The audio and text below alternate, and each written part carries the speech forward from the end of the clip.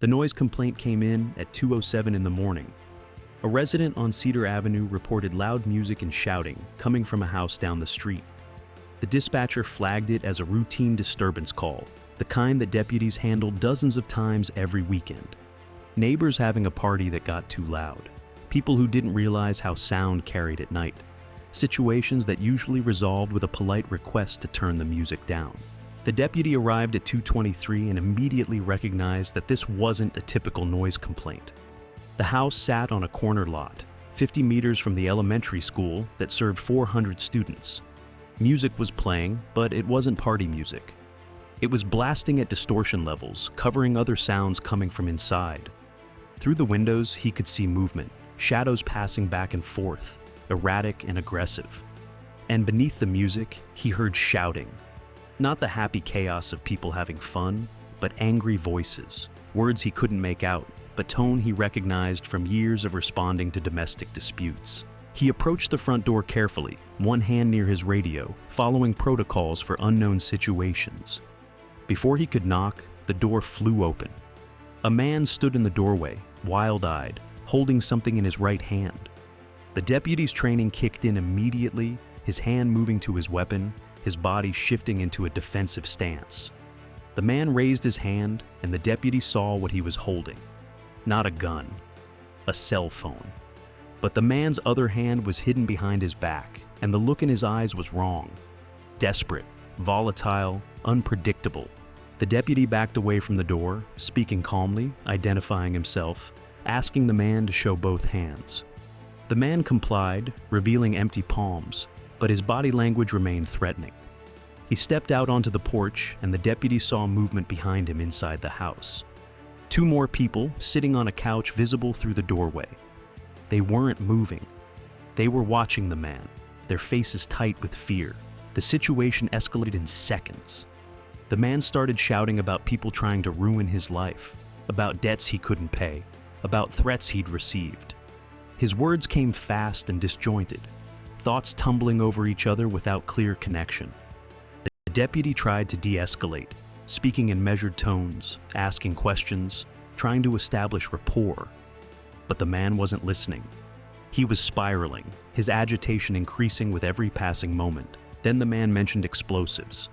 Said he'd wired the house. Said anyone who tried to come inside would trigger devices that would level the entire block. The deputy's radio call for backup changed from routine assistance to emergency response.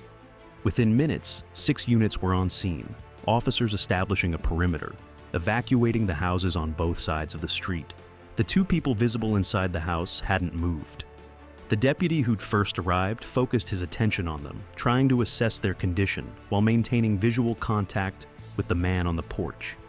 The man retreated back inside, slamming the door, leaving the deputy with a partial view through the front window. He could see the 2 people now clearly identified as hostages, a man and a woman, both appearing to be in their 30s. They sat rigidly on the couch, not speaking, barely moving, their eyes tracking their captor as he paced. The sergeant on scene made the call to evacuate the entire block. 8 families living within 50 meters of the house were roused from sleep and told to gather essentials and leave immediately. Children emerged from homes in pajamas, clutching favorite toys, confused about why police were at their doors at 2:30 in the morning. Parents tried to shield them from the reality of what was happening, but the presence of tactical vehicles and officers in body armor made it clear this was serious. The elementary school presented the most significant concern. 400 students would begin arriving at 7:30, just 5 hours away. The building sat 50 meters from a house where an armed man claimed to have explosives and was holding 2 people hostage. The school district's emergency coordinator was contacted at 2:45 and immediately began calling staff, informing them that classes would be canceled, that parents needed to be notified, that the building would remain locked and empty until the situation was resolved. By 3 in the morning, the block was clear except for the house where the standoff continued. The crisis negotiation team had arrived and established contact with the man inside. He was coherent enough to use a phone, but too agitated to engage in meaningful conversation. He made demands that changed every few minutes, threatened violence against the hostages, claimed he had nothing left to lose. The negotiators worked to establish rapport, to find leverage that might convince him to release the hostages and surrender. The investigation into the man's background revealed a pattern of financial desperation. He'd lost his job 8 months earlier, exhausted his unemployment benefits, fallen behind on rent and utilities. The 2 hostages were identified as his landlord and the landlord's business partner, people he'd known for years through his rental agreement. The confrontation had started over an eviction notice, escalated during an argument about money owed, and spiraled into a hostage situation when the man realized he'd crossed a line he couldn't uncross. The claim about explosives was taken seriously, despite uncertainty about whether the man actually had the materials or knowledge to construct functional devices. Explosive ordnance disposal specialists were called in, reviewing building plans, assessing potential risks, preparing for scenarios ranging from hoax to legitimate threat.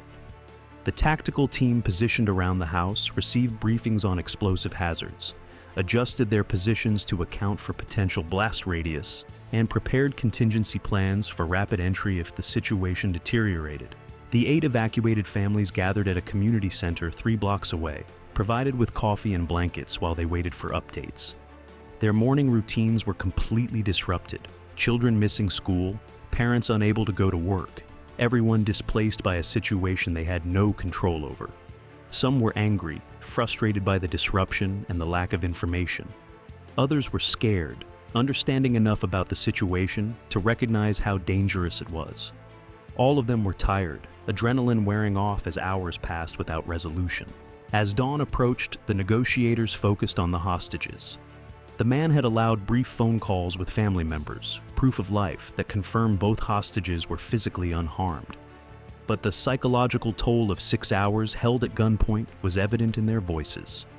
They spoke in careful, measured words, saying what they'd been told to say, avoiding anything that might anger their captor.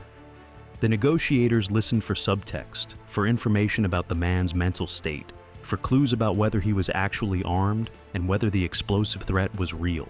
The sunrise brought new urgency to the situation.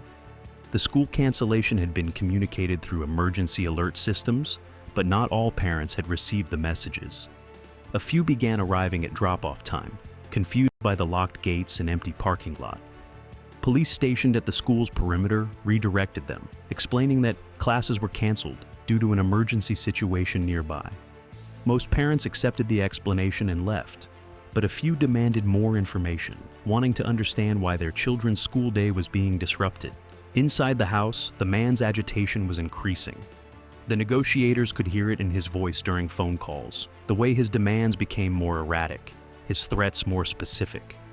He talked about wanting his life back, about needing money to solve his problems, about making people understand what they'd done to him. The negotiators tried to keep him talking, to burn time, while tactical teams finalized plans for entry if negotiation failed. The hostages were moved at 6 in the morning.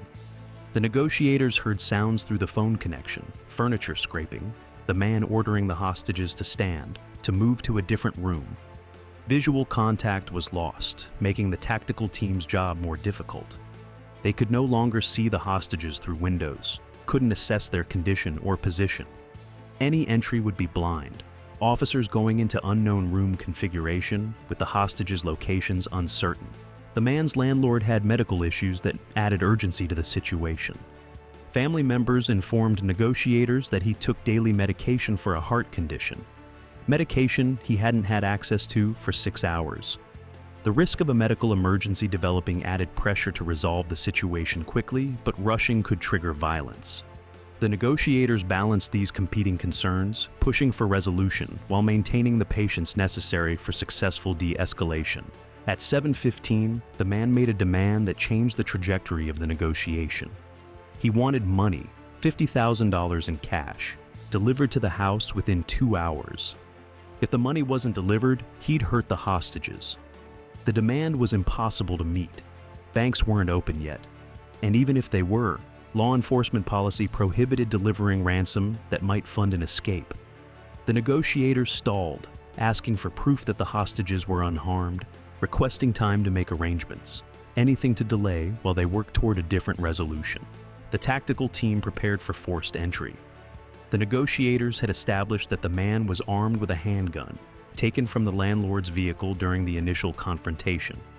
The explosive threat remained unverified, but teams planned for worst-case scenarios. Flashbang grenades to disorient, ballistic shields for protection, coordinated entry from multiple points to divide the man's attention and create opportunities for the hostages to escape. At 8 o'clock, the situation reached a critical point. The man became convinced that police weren't going to meet his demands, that negotiation was a stalling tactic, that he needed to demonstrate he was serious. He fired a shot inside the house. The sound was clearly audible to officers positioned outside, a sharp crack that made everyone's training kick into overdrive. The negotiator on the phone with the man heard the shot, heard the hostages screaming, heard the man shouting that the next shot would be different if his demands weren't met. The tactical commander made the decision to prepare for immediate entry. The shot had demonstrated intent to harm, escalating the situation to a level where waiting was no longer the safest option. Teams moved into final positions, checking equipment, reviewing room layouts one last time.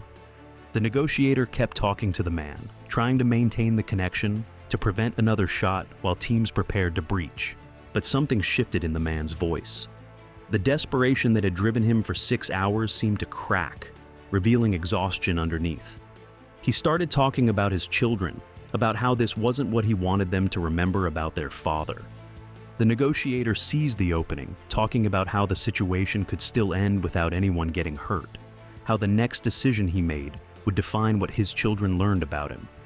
The conversation lasted 20 minutes, the man's voice moving from agitated to uncertain to defeated. At 8:43, the man agreed to release one hostage. The front door opened, and the landlord's business partner stumbled out, hands raised, moving quickly toward officers who emerged from cover to pull her to safety. She was physically unharmed, shaken and exhausted, but able to walk. Medical personnel checked her immediately while negotiators used the goodwill gesture to push for releasing the second hostage. The remaining hostage was the landlord himself, the person the man blamed for his current situation. The negotiators worried that releasing the business partner had been easier because she wasn't the primary target of the man's rage. Convincing him to release the landlord would be more difficult, require addressing the anger and resentment that had fueled the entire confrontation. The negotiation continued for another hour. The man talked about feeling betrayed, about promises he believed had been broken, about thinking he'd been a good tenant who deserved better treatment. The negotiators listened without judgment, acknowledging his feelings without validating his actions, creating space for him to express emotions that had been building for months.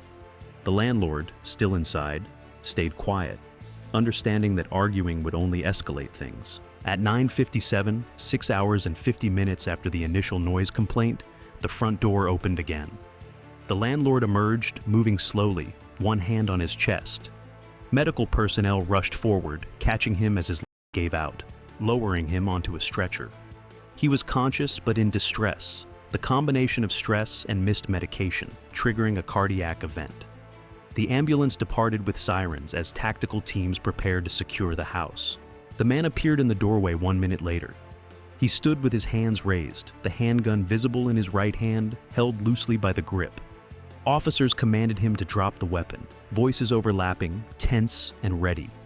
For a long moment, he stood frozen, the gun in his hand, dozens of weapons trained on him. Then he threw the handgun onto the lawn and dropped to his knees, sobbing. Officers moved in quickly, securing him in handcuffs, checking for additional weapons, clearing him away from the house before explosive teams entered. The man offered no resistance, barely seemed aware of what was happening around him. He kept repeating that he was sorry, that he didn't know how it had gotten so out of control, that he just wanted them to listen. The explosive ordnance disposal team entered the house cautiously, dogs trained to detect explosives leading the way. They found no devices, no materials, no evidence that the man had ever possessed the capability to make good on his threat. The explosive claim had been a bluff, born from desperation and ignorance about what it took to actually construct functional devices. But the threat had been taken seriously because it had to be, because the cost of assuming a bluff and being wrong was measured in lives. The house was cleared by 11 in the morning, declared safe, the perimeter around the block dismantled. The 8 evacuated families were allowed to return home, finding their houses exactly as they had left them 8 hours earlier, except for the police tape marking where tactical teams had staged. Their morning had been stolen, their sense of security shaken, their quiet neighborhood transformed into a tactical zone for hours. The elementary school remained closed for the day despite the situation being resolved. 400 students stayed home, their parents scrambling to arrange childcare, explaining in age-appropriate terms why school had been canceled. The district scheduled a community meeting for that evening, providing parents with information about what had happened, why decisions had been made the way they were, how safety protocols had functioned exactly as designed. The man was charged with kidnapping, aggravated assault, making terroristic threats, and multiple weapons violations. His bond was set at $1 million, an amount he had no ability to pay, ensuring he'd remain in custody through trial. His attorney argued that his client had experienced a mental health crisis triggered by financial stress, that he needed treatment rather than lengthy incarceration. The prosecutor countered that the man had held 2 people hostage at gunpoint for 7 hours, fired a weapon inside an occupied structure, and terrorized an entire neighborhood. Mental health issues might explain his actions, but didn't excuse them. The 2 hostages recovered physically, but carried psychological scars from the 7 hours they'd spent believing they might die. The business partner entered therapy immediately, processing trauma that made it difficult to sleep, to be in enclosed spaces, to feel safe in situations where she wasn't in complete control. The landlord survived the cardiac event, but required surgery to address damage from hours of extreme stress compounded by missed medication. His doctors said the timing of his release, coming when it did, had likely saved his life. The investigation into the man's background revealed that multiple people had noticed his deteriorating mental state in the months before the standoff. Co-workers from his previous job described increasing paranoia and anger. Family members had urged him to seek help, offered to connect him with resources. His landlord had tried to work with him on a payment plan before serving the eviction notice. But the man had refused all help, convinced that accepting assistance meant admitting defeat, that showing vulnerability would prove his critics right. The trial took place 9 months after the standoff. The defense presented evidence of the man's mental health decline, his financial desperation, his lack of prior criminal history. Character witnesses testified about the person he'd been before job loss and mounting debt had broken him. The prosecution presented testimony from the 2 hostages, describing 7 hours of terror, of believing every moment might be their last, of watching a man they'd known casually transform into someone capable of violence. The jury deliberated for 2 days before returning guilty verdicts on all charges. The judge sentenced the man to 25 years in prison, noting that while mental health issues were mitigating factors, the severity of his crimes and the danger he'd posed to an entire neighborhood required substantial punishment. The man showed no reaction to the sentence, sitting expressionless as his attorney made notes for appeal. The 8 families evacuated during the standoff struggled to return to normal routines. Children had nightmares about police officers at their doors, about being told to leave their homes in the middle of the night. Adults installed security systems, changed locks, found themselves hypervigilant about noises and unfamiliar activity. The neighborhood that had been quiet and safe transformed into a place where residents watched each other warily, where trust had been damaged by proximity to violence. The elementary school implemented new security protocols in response to the incident. The fact that the building sat 50 meters from an hours-long armed standoff, that 400 children would have been in danger if the situation had occurred during school hours, prompted review of emergency procedures. Lockdown drills were revised, communication systems upgraded, coordination with law enforcement strengthened. The changes were necessary, but served as constant reminders of how close the school had come to being involved in a tragedy. The crisis negotiators who'd worked the standoff added it to their training materials. 7 hours of negotiation, 2 hostages released safely, resolution without injury to law enforcement or the suspect. The metrics looked successful, but the negotiators remembered the moment when the man fired that shot, when success had seemed uncertain, when the situation could have ended very differently. They used the case to teach younger negotiators about managing long-duration standoffs, about recognizing when subjects were reaching breaking points, about the importance of patience even when every instinct screamed for action. The tactical teams reviewed their positioning and entry plans, analyzing decisions made during the 7-hour standoff. The explosive threat had complicated their options, forcing them to account for worst-case scenarios that never materialized. They discussed the balance between caution and action, between protecting officers and rescuing hostages, between following protocols and adapting to dynamic situations. The case became part of their curriculum, a real-world example of managing multiple threats simultaneously. The community meeting held the evening after the standoff drew over 300 residents. Parents wanted to understand why their children's school had been closed, why an entire neighborhood had been evacuated, why it had taken 7 hours to resolve the situation. The sheriff explained the decision-making process, the prioritization of hostage safety, the protocols that required treating explosive threats as real until proven otherwise. Most attendees left satisfied with the explanations, understanding that the outcome had been the best possible given the circumstances. But some residents remained angry, convinced that the situation could have been resolved more quickly, that 7 hours was excessive, that tactical teams should have moved sooner. The sheriff listened to their concerns without becoming defensive, acknowledging their frustration while explaining why rushing could have resulted in hostage deaths or officer casualties. The meeting didn't satisfy everyone, but it provided transparency about how decisions were made and why safety had been prioritized over speed. The man's family issued a public statement 2 weeks after his arrest, apologizing to the hostages and the community for what their relative had done. They described watching his mental health deteriorate, their unsuccessful attempts to get him help, their shock that the situation had escalated to violence. They urged others struggling with financial hardship or mental health crises to seek help before reaching breaking points, to accept assistance even when pride suggested refusing it. The landlord who'd been held hostage never returned to property management. The trauma of those 7 hours, of watching someone he'd tried to help with payment plans transform into his captor, was too much to overcome. He sold his rental properties and retired early, moving to a different state where he could distance himself from memories of that morning. He maintained occasional contact with the business partner who'd been held with him, their shared experience creating a bond neither particularly wanted but couldn't deny. The business partner continued working, but found her career affected by the lasting impacts of the hostage situation. Anxiety made it difficult to meet with clients in private spaces, made her hyper-aware of exits and potential threats. She reduced her hours, delegated responsibilities, eventually transitioned to a role that allowed her to work primarily from home. The change felt like letting the hostage situation define her life, but the alternative was struggling through constant anxiety that made normal work impossible. 2 years after the standoff, the house where it occurred was sold.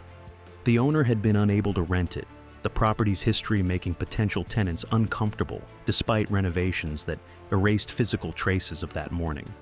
The new owners purchased it at a significant discount, aware of its history but willing to overlook it for the price. They lived there without incident, their presence helping the neighborhood begin to heal from associations with violence and fear. The elementary school thrived despite its proximity to the site of the standoff. Enrollment remained steady, parents recognizing that the school's response had been appropriate and that the building itself had never been directly threatened. The enhanced security protocols implemented after the incident provided reassurance without creating a fortress atmosphere. Teachers learned to balance acknowledging what had happened with emphasizing that the school remained safe, that one incident didn't define the entire community. The 8 families evacuated during the standoff gradually rebuilt their sense of security. Some moved away within a year, unable to feel comfortable in homes they'd been forced to leave at gunpoint. Others stayed, determined to reclaim their neighborhood, to prove that one person's crisis wouldn't permanently destroy their community. Those who remained formed stronger connections, checking on each other, maintaining awareness of struggles their neighbors might be facing before those struggles escalated. The sheriff's department analyzed every aspect of the response, identifying successes and areas for improvement. The initial deputies' recognition that this wasn't a routine noise complaint had allowed for appropriate escalation of resources. The decision to evacuate the neighborhood had proven correct, even though the explosive threat turned out to be a bluff. The negotiators' patience had resulted in both hostages being released before tactical entry became necessary. But the response had also revealed gaps in coordination with schools, in communication with evacuated residents, in managing public perception during extended standoffs. 5 years after the standoff, the man remained in prison, serving his 25-year sentence. He'd completed multiple mental health programs, earned his GED, worked in the prison library. His attorney filed appeals arguing excessive sentencing, given his client's mental health issues and lack of prior criminal history. But appellate courts consistently upheld the original sentence. The severity of holding 2 people hostage for 7 hours, threatening to destroy an entire block, firing a weapon in an occupied structure, left little room for leniency. The hostages never forgave him, never responded to letters he sent, apologizing for what he'd done. The landlord had nearly died from the cardiac event triggered by 7 hours of captivity. The business partner had lost years of her life to anxiety and trauma stemming from that morning. Both of them had been going about routine business when they'd been pulled into a situation that had nothing to do with them and everything to do with one man's inability to handle adversity without resorting to violence. The neighborhood where it happened remained quiet, residential, unremarkable to anyone who didn't know its history. Children played on lawns, walked to the elementary school 50 meters from the house where 2 people had been held hostage. New families moved in, unaware of what had happened, or choosing not to let it define their home-buying decisions. The street looked exactly like dozens of other streets in similar communities, peaceful and safe and normal. But residents who'd been there that morning remembered. They remembered police at their doors at 2:30 in the morning, telling them to evacuate immediately.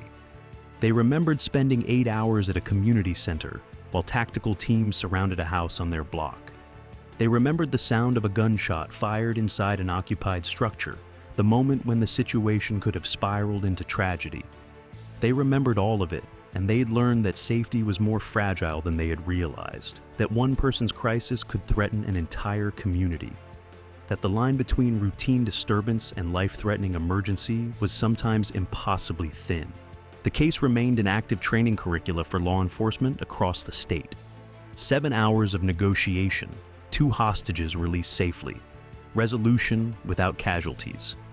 The metrics suggested success, but those who'd been there knew how precarious that success had been. One different decision, one moment where negotiation failed, one instance where the man's desperation overwhelmed his hesitation, and the outcome could have been catastrophic.